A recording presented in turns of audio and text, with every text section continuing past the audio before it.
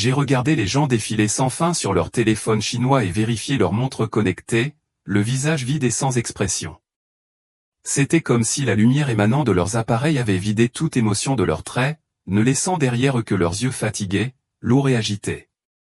Malgré leur apparence épuisée, ils étaient captivés par la lueur bleutée qui rayonnait des écrans. Ces appareils leur promettaient tout, un divertissement sans fin, de l'amour, de la paix et même un sentiment d'accomplissement spirituel. Ils avalaient tout cela sans hésitation, croyant aux mensonges qu'on leur avait servi. Je pouvais sentir le poids de ce poids, cette illusion omniprésente. Ces appareils n'étaient pas seulement des distractions, c'étaient des pièges, éloignant lentement les gens de la réalité, les uns des autres et de Dieu. Chaque glissement, chaque notification les poussait plus profondément dans le vide d'un monde numérique qui les déconnectait de ce qui comptait vraiment. Soudain, la scène a changé et je me suis retrouvé à regarder d'énormes usines, leurs machines fonctionnant sans relâche 24 heures sur 24. Les usines produisaient des téléphones, des tablettes, des drones et d'innombrables autres appareils que je ne pouvais même pas nommer. Chaque produit était orné du logo d'entreprise que je connaissais, mais je savais que tout était contrôlé par la Chine. Le ciel au-dessus était un spectacle terrifiant, pas d'un bleu paisible, mais rempli de drones silencieux, élégants et énormes. Ce n'étaient pas les petits drones ludiques que l'on s'attendrait à voir voler pour s'amuser. Ces drones étaient menaçants, avec des logos lumineux que j'ai immédiatement reconnus, se déplaçant dans des formations parfaitement synchronisées, comme s'ils surveillaient toutes et tous ceux qui se trouvaient en dessous d'eux. En bas, les gens marchaient sans but, inconscients des drones au-dessus d'eux. Ils ne couraient pas par peur, ils ne se cachaient pas de la menace imminente. Ils vaquaient simplement à leurs occupations, absorbés par leur téléphone, attendant que des colis tombent du ciel. C'était surréaliste où une guerre invisible faisait rage autour d'eux, mais ils semblaient aveugles à cette guerre.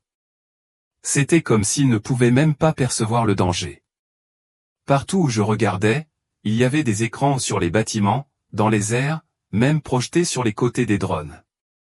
Un visage souriant et serein apparaissait sur chaque écran, parlant de paix et de sécurité. Mais au fond, je savais que ce n'était pas réel.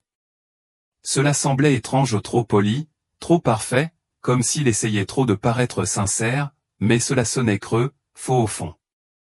Au loin, j'ai vu des explosions du feu et de la fumée s'élever dans l'air mais les gens n'ont pas bronché. Personne n'a même levé les yeux. Ils étaient hypnotisés, piégés dans une transe. Et puis je les ai vus aux des familles chrétiennes d'Oakwood Avenue. Un petit groupe, blotti ensemble dans une ruelle sombre près d'une église. Ils avaient l'air effrayés, mais pas comme les autres. Contrairement aux gens qui étaient perdus dans leurs écrans ou qui dérivaient sans but dans la vie, ils restaient fermes dans leur foi. L'une d'elles, une femme de 32 ans nommée Emily, tenait une Bible et ils priaient ensemble. Au milieu du chaos et de la destruction qui les entourait, ils s'accrochaient à leur croyance en quelque chose de plus grand. J'avais envie de courir vers eux, de les rejoindre, mais mon corps était figé, comme si je ne pouvais pas bouger. C'est à ce moment-là que j'ai senti quelqu'un derrière moi. Je ne le voyais pas, mais je savais qu'il était là. Je n'entendais pas de mots, mais c'était comme s'il me montrait le sens de tout ce dont j'étais témoin. La tristesse m'a frappé comme une vague. Ce n'était pas seulement une guerre, c'était une bataille pour l'âme des gens. Ce n'était pas quelque chose que j'imaginais. Je sais que cela semble incroyable, mais c'est réel. Cela va arriver. Si vous m'aviez dit il y a un an que je serais assis ici à essayer de vous expliquer tout cela, j'aurais probablement ri ou je vous aurais simplement ignoré. À l'époque, je n'étais qu'un adolescent comme les autres, ou du moins aussi ordinaire que l'on peut l'être lorsque ses parents sont divorcés et que l'on a du mal à comprendre qui l'on est, vivant dans deux foyers complètement différents. J'ai grandi dans une famille chrétienne, pas parfaite, mais qui s'efforçait. Chez ma mère, tout était centré sur l'église. Nous y allions tous les dimanches et elle s'assurait que je m'impliquais dans le groupe de jeunes, que je faisais du bénévolat, etc. Mon père? Pas tellement. Il se disait spirituel, mais pas religieux, ce qui voulait dire qu'il s'en fichait. Ils se sont séparés quand j'avais 10 ans et depuis, j'ai l'impression de vivre dans deux mondes différents. Pourtant, je dirais que ma foi était réelle. Je croyais en Dieu. Je priais, même quand c'était gênant, mais honnêtement, je n'étais pas vraiment la meilleure chrétienne. Je me souciais plus de mes amis, de mon téléphone et de mon apparence sur Instagram que de Jésus. Je pensais qu'être assez bien était, eh bien, assez bien. L'école? Rien de spécial. Je marchais vers la classe quand j'ai commencé à avoir des vertiges. Au début, j'ai pensé que c'était juste la chaleur ou peut-être que je n'avais pas assez mangé au petit déjeuner. Mais ensuite, ma vision a commencé à devenir floue et j'avais l'impression que mes jambes n'étaient même plus les miennes. La dernière chose dont je me souviens, c'est que mon ami m'a appelé par mon nom, puis tout est devenu noir. Quand j'ai ouvert les yeux, je n'étais plus dans le couloir de l'école. Ce n'était pas un hôpital, ni rien que je reconnaisse. C'était immense, mais pas comme un endroit mesurable. L'air était lourd, pesant sur moi. Mais ce n'était pas effrayant. C'était comme si quelque chose ou quelqu'un attendait que je fasse attention. Je sais que ça n'a pas l'air logique, mais c'est exactement ce que j'ai ressenti. Puis la vision a commencé. La première chose que j'ai vue était une ville. Au début, cela semblait normal, de grands immeubles, des rues pleines de monde. Mais en regardant de plus près, j'ai réalisé que quelque chose n'allait pas. Personne ne parlait. Personne ne se regardait même. Ils fixaient tout leur téléphone, les écouteurs dans les oreilles, comme s'ils vivaient dans leur propre petit monde. Il n'y avait aucun bruit, à part ce bourdonnement faible et étrange, comme si l'air lui-même était vivant. Puis j'ai remarqué les écrans d'énormes écrans sur les côtés des bâtiments, de plus petits écrans flottant sur des drones qui filaient dans le ciel. Ils montraient tous la même chose, des publicités lumineuses et gaies pour des applications et des gadgets, comme celles que l'on voit tous les jours. Mais il y avait quelque chose qui ne semblait pas normal. Et puis j'ai vu les gens sur leur téléphone, comme je l'ai mentionné plus tôt, les yeux lourds, le visage affaissé, déprimé, seuls, mais incapables de détourner le regard de la lumière bleue, qui leur vidait la vie du visage. Et j'ai vu les entreprises derrière tout cela, comme je l'ai décrit auparavant. Ce qui m'a le plus marqué, c'est qu'il ne s'agissait pas seulement de gagner de l'argent, mais de contrôler. J'ai vu comment ils injectaient de l'argent dans des entreprises, rachetaient des sociétés de médias, contrôlaient ce que les gens voyaient et entendaient sans que personne ne s'en rende compte. Ils semaient le doute sur Dieu et la foi tout en promouvant des choses qui rendaient les gens insensibles et complaisants. C'était sournois. Personne ne pouvait voir ce qui se passait, mais c'était partout. Puis j'ai vu le cœur de tout cela, un système massif et lumineux qui s'étendait dans le ciel comme une toile. C'était une IA, plus intelligente et plus rapide que tout ce que nous avons aujourd'hui, alimentée par des ordinateurs quantiques capables de traiter plus de données en une seconde que nous ne pourrions le faire en une vie. Ce n'était pas seulement de la technologie, c'était autre chose, quelque chose de sombre. L'IA ne contrôlait pas seulement les appareils. Elle contrôlait les gens. Elle savait ce qu'ils voulaient avant même qu'ils ne le fassent. Elle leur disait quoi penser, quoi acheter, comment vivre. Et elle était si douée pour cela qu'ils ne se rendaient même pas compte qu'ils étaient contrôlés. Une profonde tristesse m'a envahi, comme si on me montrait à quel point les gens s'étaient rendus sans même le savoir. Ils ne perdaient pas seulement leur liberté, ils perdaient leur âme. Même les chrétiens se laissaient prendre au jeu. J'ai vu des églises remplacer leurs sermons par des divertissements tape à accent grave l'œil, essayant de rivaliser avec les applications et les écrans. Les gens ont cessé de se soucier de la vérité et ont commencé à se soucier de ce qui les faisait se sentir bien. Et pendant ce temps, la Chine a continué à nourrir le système, devenant plus forte et plus autoritaire. Je regardais la ville que j'avais observée se dissoudre dans un flou. Quand ma vision s'est éclaircie, tout avait changé. J'ai vu le chaos, un vrai chaos, celui dont on ne parle que dans les livres d'histoire. Les bâtiments s'effondraient, les rues jonchées de débris.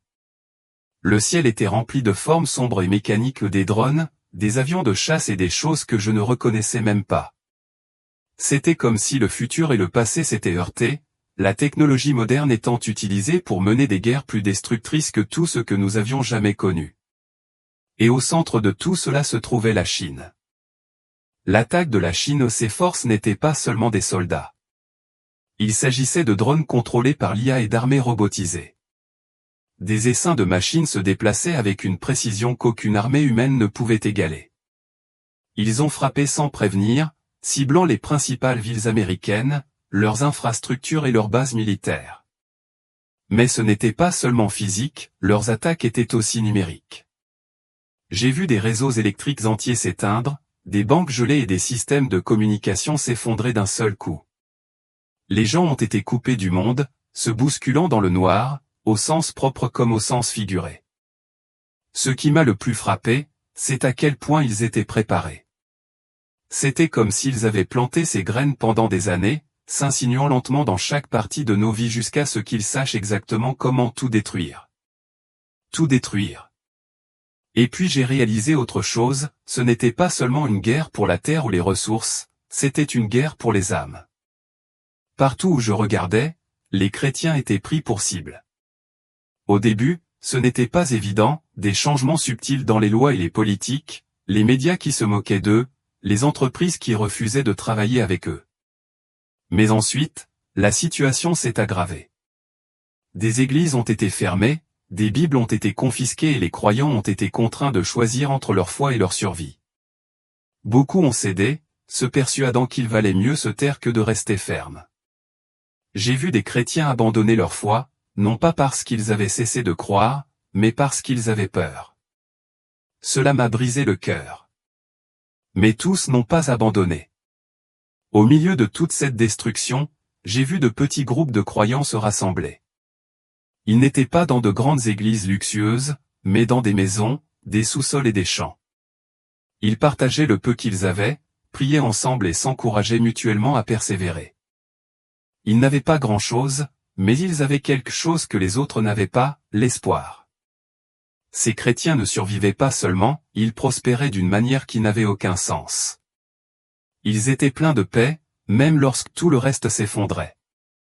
Et ils ne se contentaient pas de prendre soin les uns des autres, ils tendaient la main aux autres, même à ceux qui les haïssaient. Ils me rappelaient l'Église primitive, la façon dont ils vivaient leur foi avec tout ce qu'ils avaient. Mais même avec leur foi, la guerre était brutale. J'ai vu des familles déchirées, des villes réduites en ruines et des nations se retourner les unes contre les autres. Il était clair qu'il n'y avait pas de retour en arrière possible. L'Amérique, autrefois un phare brillant, était brisée, abattue par son orgueil et sa complaisance. Mais même dans ces moments les plus sombres, les fidèles brillaient comme des étoiles dans la nuit. Quand la scène s'est enfin estompée, j'ai eu l'impression que mon cœur se brisait. Je savais que ce n'était pas seulement un avertissement, mais un aperçu de ce qui allait arriver. La vision a changé à nouveau, et cette fois, je n'étais pas au milieu d'une zone de guerre. Au lieu de cela, je regardais des scènes de ce qui semblait être la vie quotidienne normale. Du moins, c'est comme ça que ça a commencé. J'ai vu des familles assises dans leur salon, chacune sur son propre écran, sans même se regarder. Les églises étaient pleines de gens, mais ils n'étaient pas vraiment là pour prier. La musique était forte, les lumières étaient vives, mais les sermons étaient superficiels. Tout était question de bien-être, pas de vérité. C'était comme si on me montrait que tout cela, la guerre, le chaos, l'effondrement n'avait pas commencé par des explosions ou des invasions. Tout a commencé ici, avec de petits compromis que les gens ne remarquaient même pas. Je pouvais le sentir, la lente dérive vers l'éloignement de ce qui comptait vraiment. Les gens ne rejetaient pas Dieu d'emblée, ils étaient juste distraits. Les applications leur promettaient une connexion, mais les laissaient isolés.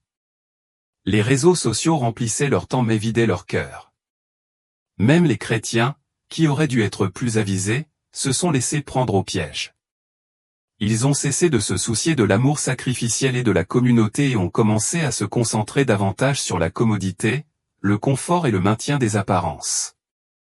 J'ai vu comment les gens préféraient la facilité à l'effort, le divertissement au sens et eux-mêmes aux autres. Et tout cela s'est accumulé lentement, silencieusement jusqu'à ce que la foi devienne un accessoire au lieu d'un fondement. Puis, on m'a montré comment la Chine a joué un rôle dans tout cela. Il ne s'agissait pas seulement de son intelligence artificielle et de sa technologie, mais de son contrôle sur ce que les gens voyaient et croyaient grâce à ses investissements dans les médias et les entreprises. Ils ont façonné la façon dont les gens pensaient, petit à petit. Les films, les émissions et les publicités ont mis en avant des idées qui semblaient inoffensives mais qui ont érodé la vérité. Ils ont fait paraître le christianisme obsolète, sans intérêt, voire nuisible. Les gens ne s'en sont pas rendus compte parce que c'était si subtil, si bien présenté. C'était comme si les églises avaient planté ces graines pendant des décennies, attendant le moment idéal pour récolter la moisson. C'est cet aspect qui m'a fait le plus mal. J'ai vu les églises s'efforcer tellement de suivre le rythme du monde qu'elles ont perdu de vue leur mission. Au lieu de prêcher l'évangile, elles prêchaient ce que les gens voulaient entendre. Au lieu de construire une véritable communauté, elles ont bâti des empires du divertissement. Lorsque la pression est venue, au moment où cela comptait vraiment, beaucoup d'entre eux ont cédé. Mais j'ai aussi vu autre chose. Au milieu de tous ces compromis, il y avait encore des gens qui tenaient bon de petits groupes de croyants, des gens ordinaires qui refusaient d'abandonner la vérité. Ils n'avaient pas de grands bâtiments ni de programmes sophistiqués, mais ils s'aimaient les uns les autres, et ils avaient Jésus. En observant, c'est devenu clair. L'effondrement n'a pas été soudain, il a été lent, subtil et délibéré. La guerre n'a pas été menée uniquement avec des bombes et des robots, elle a été menée avec des idées, avec des mensonges qui semblaient inoffensifs mais qui éloignaient les gens de plus en plus de Dieu. Et maintenant, ces graines portaient leurs fruits. Lorsque la vision s'est estompée, j'ai eu l'impression d'avoir reçu un coup de poing dans le ventre. Il ne s'agissait pas seulement d'eux, il s'agissait de nous, de moi, de toutes les petites façons dont nous laissons le monde nous éloigner de la réalité. Ce n'était pas sans espoir, mais ce n'était pas quelque chose que nous pouvions régler par nous-mêmes. Le chaos s'est estompé et je me suis retrouvé dans un endroit complètement différent. Ce n'était pas une ville ni un champ de bataille, mais une petite pièce faiblement éclairée. Une dizaine de personnes étaient réunies, assises sur des chaises et des coussins dépareillés, partageant un repas. Ce n'était pas un repas raffiné au juste du pain, des fruits et quelques tasses d'eau. Mais ils mangeaient avec gratitude, comme si c'était le meilleur festin qu'ils aient jamais eu. Ils n'étaient pas habillés comme des soldats ou des héros. Ils avaient l'air de gens ordinaires fatigués, épuisés, mais emplis de quelque chose que je ne pouvais pas vraiment exprimer avec des mots. Ce n'était pas du bonheur, pas exactement. C'était quelque chose de plus profond, de plus fort. Ils se tenaient la main, priaient. Leur voix était douce mais constante. Puis, ils se mirent à chanter. Pas d'instrument, pas de micro, juste leur voix qui remplissait la pièce. Ce n'était pas parfait, mais c'était beau. Tout ce qu'ils avaient, même quand ce n'était pas grand-chose, ils prenaient soin les uns des autres non pas parce que c'était facile, mais parce que c'était juste. Certains d'entre eux avaient perdu leur maison, leur travail, même leur famille, parce qu'ils refusaient de compromettre leur foi. Mais ils ne semblaient ni amers ni en colère. Ils semblaient libres. Cela m'a rappelé les histoires que j'avais entendues sur l'Église primitive, la façon dont ils donnaient tout ce qu'ils avaient pour suivre Jésus, même s'ils étaient entourés de dangers. Ils n'avaient pas peur. Ils savaient qu'ils pouvaient être arrêtés ou pire à tout moment, mais ils ne se laissaient pas arrêter par cela. Je les ai vus sortir dans la rue, non pas pour protester ou se battre, mais pour servir. Ils apportaient de la nourriture aux affamés, du réconfort aux blessés et de l'espoir aux désespérés. Ils n'essayaient pas de se sauver eux-mêmes, ils essayaient de montrer aux gens à quoi ressemblait le véritable amour. Et cela a fonctionné. C'était étrange, mais même au milieu de toute la destruction et de la peur, ces petits groupes de croyants brillaient comme des étoiles. Ils n'étaient pas bruyants ou tapax en grave l'œil, mais leur foi était inébranlable. Ils ne se contentaient pas de survivre, ils prospéraient de manière qui n'avait aucun sens. Ils étaient en paix alors que tout s'effondrait autour d'eux. Ils étaient joyeux même lorsqu'ils n'avaient rien. Et ils n'étaient pas seuls. J'ai vu d'autres groupes comme eux dispersés dans le monde entier. Ils étaient petits, mais ils étaient partout, comme des graines plantées dans le sol le plus sombre. J'ai réalisé quelque chose en les regardant. Ils ne vivaient pas seulement pour eux-mêmes, ils vivaient pour les générations qui viendraient après eux, pour les gens qui trouveraient la foi grâce à leur exemple. Ils n'étaient pas parfaits et leur vie n'était pas facile, mais ils m'ont montré ce que signifie vraiment suivre Jésus ou pas seulement croire en lui, mais vivre comme lui, peu importe ce que cela coûte. Lorsque la vision s'est terminée, j'ai ressenti un étrange mélange de tristesse et d'espoir. Le monde était brisé, mais il y avait encore de la lumière. Il y avait encore une chance. Pendant les jours qui ont suivi, j'ai tout gardé pour moi. Je n'ai même pas prié à ce sujet, ce qui semble idiot, mais j'avais peur. Et si ce n'était pas réel? Et si j'imaginais juste des choses? Mais je ne pouvais pas m'en défaire. Chaque fois que je fermais les yeux, je voyais les drones, les rues vides, les chrétiens debout alors que le monde s'effondrait autour d'eux. Finalement, j'en ai parlé à ma mère. Je m'attendais à ce qu'elle ne m'en parle pas, mais elle ne l'a pas fait. Elle a juste écouté, le visage pâle, les yeux écarquillés.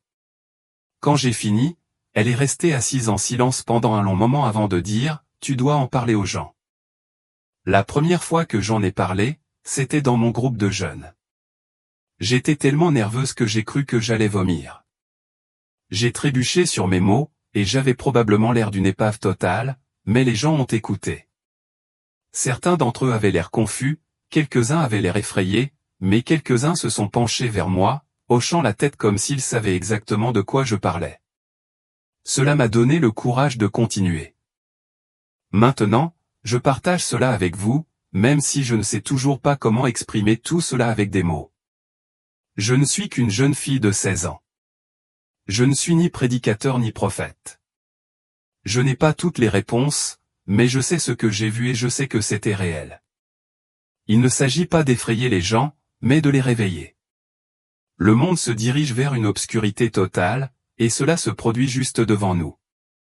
Les distractions, les applications, les mensonges dont on nous nourrit, tout cela mène à quelque chose de plus grand, de pire. Mais il n'est pas nécessaire que ce soit sans espoir. J'ai vu ce qui se passe lorsque les gens restent fermes, lorsqu'ils s'aiment les uns les autres comme Jésus nous l'a enseigné. Ces petits groupes de croyants, ils étaient la lumière dans l'obscurité, et c'est ce que nous sommes appelés à être. Je ne suis pas parfait, et je n'ai pas tout compris, mais s'il y a une chose dont je suis sûr, c'est celle-ci, nous ne pouvons pas nous permettre de rester silencieux. Nous devons nous réveiller, nous reconnecter et vivre notre foi pas seulement avec des mots, mais avec notre vie.